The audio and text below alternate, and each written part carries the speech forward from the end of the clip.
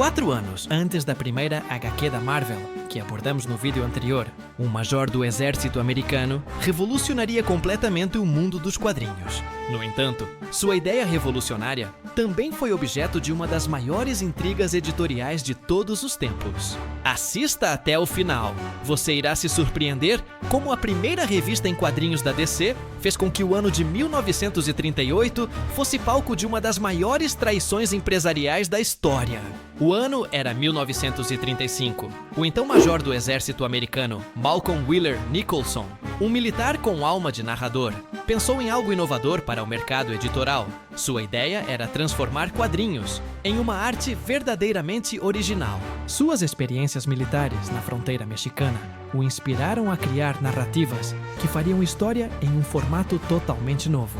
Nascendo assim, a editora National Allied Publications, e publicando no mesmo ano, A New Fun, The Big Comics Magazine, sendo esta revista a primeira HQ 100% original dos Estados Unidos, e que deu início ao grande universo de histórias em quadrinhos da DC.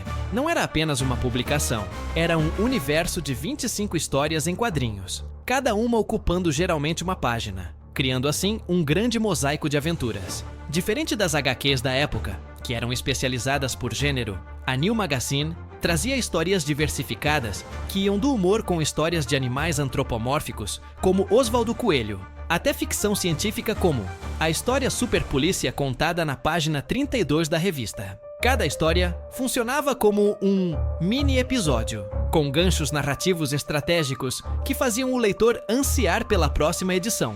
Não eram histórias completas e encerradas, mas pequenos fragmentos de universos que se desenrolavam edição após edição.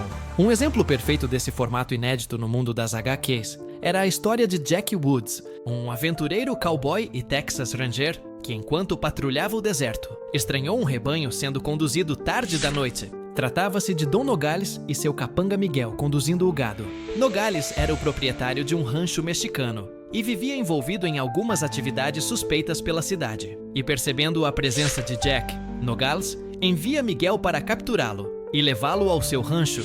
Chegando no rancho, Jack reage, derruba Miguel e confronta Nogales com a arma que tomou do seu capanga. Enquanto isso, Miguel, ainda no chão, saca uma faca e covardemente planeja usá-la para atingir Jack pelas costas. Nesse momento, a história termina, deixando o leitor com perguntas pairando em sua mente. Por que Dom Nogales capturou Jack?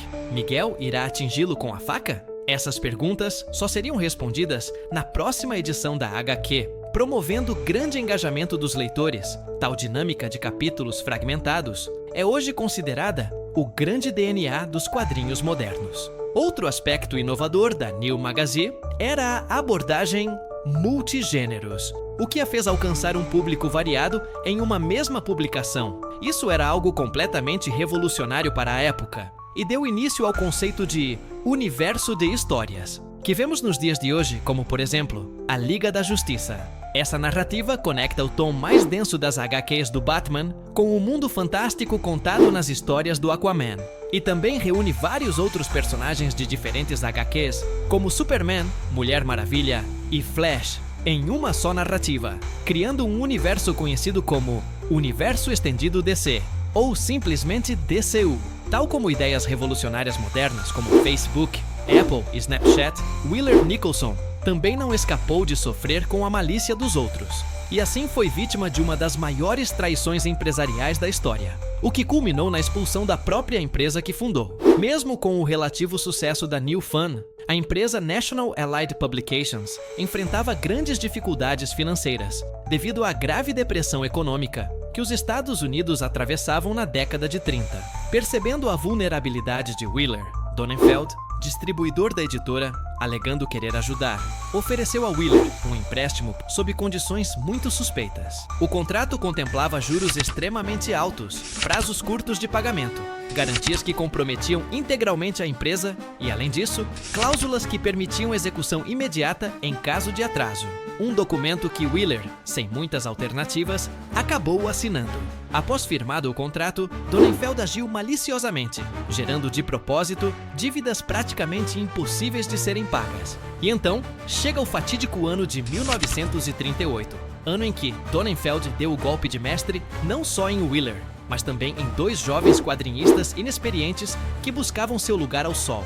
Donenfeld, junto com seu sócio Jack Leibowitz, passam a pressionar Wheeler a torná-los sócios da National Allied Publications. Wheeler, sem muita escolha e afundado em dívidas, cedeu as investidas dos dois. E assim, nesse mesmo ano, nasceu a Detective Comics, popularmente conhecida como DC. Porém, nessa ardilosa trama, Wheeler Nicholson acaba perdendo totalmente o controle acionário da empresa, sendo literalmente expulso da própria companhia que havia fundado. No mesmo ano, dois jovens artistas sem experiência de mercado, Siegel e Schuster, trouxeram a Donenfeld o conceito de um personagem que já havia sido apresentado a Wheeler anteriormente, que na ocasião considerou o personagem muito radical, achando ser muito arriscado investir no desconhecido personagem. No entanto, Donenfeld, agora dono da empresa, aproveitou-se da inexperiência dos dois artistas e tratou rapidamente de repetir a estratégia usada contra Wheeler, elaborando um contrato malicioso para a aquisição dos direitos do personagem. E assim, em 18 de abril de 1938, Donenfeld usou o personagem criado pelos jovens para lançar a Detective Comics número 1, que trazia na capa nada mais nada menos que o Superman. Ironicamente, um personagem reconhecido como grande ícone da justiça e da verdade, que Donenfeld adquiriu os direitos por míseros $130, lucrando assim bilhões de dólares ao longo dos anos, às custas da capacidade criativa de dois inexperientes quadrinistas. Wheeler Nicholson, após ser expulso de sua própria empresa, passou os últimos anos com dificuldades financeiras, falecendo em 1965, aos 75 anos de causas naturais praticamente esquecido. Sua família lutou pelo reconhecimento dele como fundador da DC e somente em 2010 obteve reconhecimento oficial do seu feito, porém sem nenhuma recompensação financeira, somente reconhecimento histórico. Já os dois jovens criadores do Superman passaram longas décadas na pobreza, processaram a DC diversas vezes e, em 1970, conseguiram alguma recompensação pela criação do personagem, obtendo uma injusta pensão de apenas $20 mil por ano, para serem divididos entre os dois. Joe Shuster, em 1992, aos 78 anos, sofreu um ataque cardíaco que ceifou sua vida. E 4 anos depois, em 1996, Jerry Siegel também sofre um ataque cardíaco, vindo a falecer aos 81 anos de idade. Enquanto os criadores da DC e do Superman passaram necessidades, Donenfeld e Leibowitz se tornaram multimilionários, sendo considerados os empresários mais bem-sucedidos da sua geração. Não sofreram nenhuma punição e construíram verdadeiros impérios no mercado editorial. Essa história nos mostra que ideias podem ser revolucionárias sem necessariamente envolver meios tecnológicos ou complexos, apenas buscando novas formas de se fazer algo de valor para a sociedade. Mas também mostra que nem sempre somos recompensados corretamente pelos nossos feitos, graças à cruel ganância humana. E você, conhecia esse lado sombrio da DC? Deixe nos comentários e diga qual história você mais gostou, o da Marvel ou da DC. Se inscreva, deixe o seu like e até a próxima!